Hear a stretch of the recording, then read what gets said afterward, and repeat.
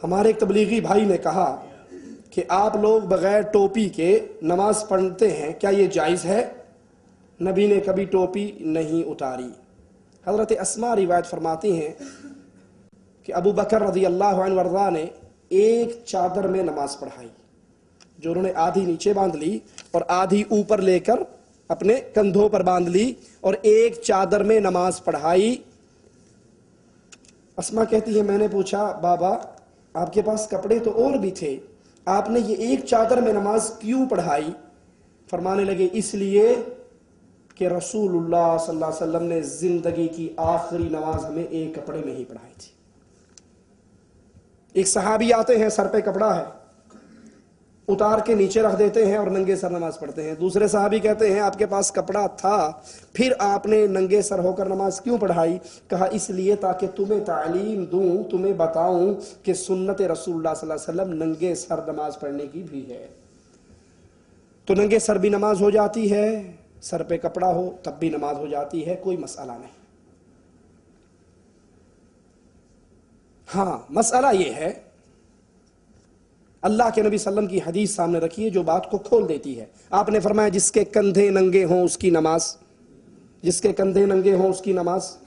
اگر سر ڈھانپنا نماز کی شرط ہوتی تو نبی کو یہ فرمانا چاہیے تھا نا جس کا سر ننگا ہو اس کی نماز۔ مسجد میں آؤ اپنی زینت اختیار کر کے آؤ، کسی کے پاس اچھی ٹوپی، اچھا رومال، اچھا کپڑا سر پہ ہے وہ لے کر آ جائے، اچھی بات ہے، کوئی بری بات نہیں۔ لیکن اگر کسی نے اپنے سر پہ نہیں لیا تب بھی وہ کھجور کے تنکوں کا بنا ہوا چھکو، چھکو سمجھتے ہیں جو اونٹ کے منہ پہ چڑھایا جاتا ہے کسی کو کاٹ نہ لے، وہ مسجد کے دروازے پر ہی پڑا ہوتا ہے، اندر داخل ہوتے اٹھایا سر پہ رکھا، اللہ اکبر، نماز پڑھ کے واپس آئے، جب جوتی پہنی یاد آیا کہ چھکو تو لائے نہیں سی، وہ تو سر پہ ہی ہے، اتار کے وہیں سے اٹھا کے پھینک دیا۔ کرتے ہیں یا نہیں کرتے؟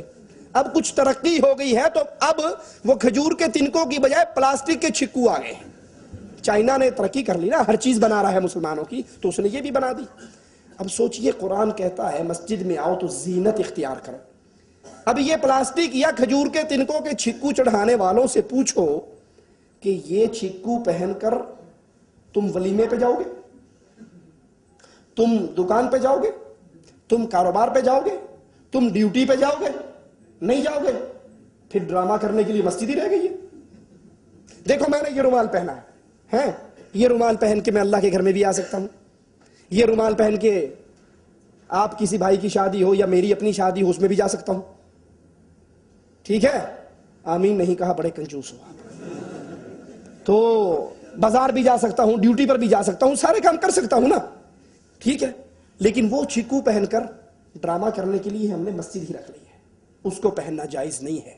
نمبر 2، جن بھائیوں کو اعتراض ہوتا ہے ننگے سر کا، پاکستان میں کسی مسجد میں چلے جاؤ اور ننگے سر جا کے آپ اللہ اکبر، جو ساتھ بیٹھا ہوگا نا بے ایمان وابی گستاخ ننگے سر آ گیا، ان سے پوچھو کیا ہوا؟ اور ننگا سر کرنا توہین ہے۔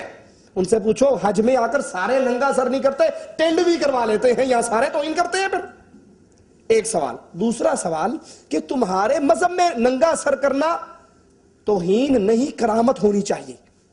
ہمیں نہیں یہ الٹی گنگا سمجھ آتی، کوئی سر ننگا کرے تو ہم کیا فتویٰ لگاتے ہیں؟ گستاخ، بے ادب، توہین کر رہا ہے۔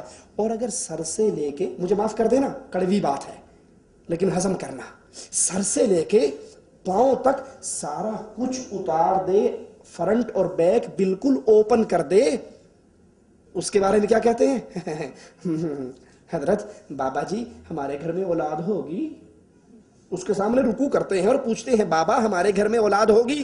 کوئی پوچھے بھائی یہ تو ننگا ہے، کہا آپ کو کیا پتا، ہماری معرفت کی آنکھ سے دیکھو یہ مجذوب ہے، ولی اللہ ہے، پہنچی ہوئی سرکار ہے۔ ننگا سر کرنا گستاخی ہے تو پورا جسم ننگا کرنا بڑی گستاخی ہوگی۔ اور اگر تمہارے ہاں ننگے ولی بن جاتے ہیں تو ٹنڈ کروانے والا، ننگا کرنے والا کوئی 5% تو ولی بیچارہ اس کو بھی مان لو۔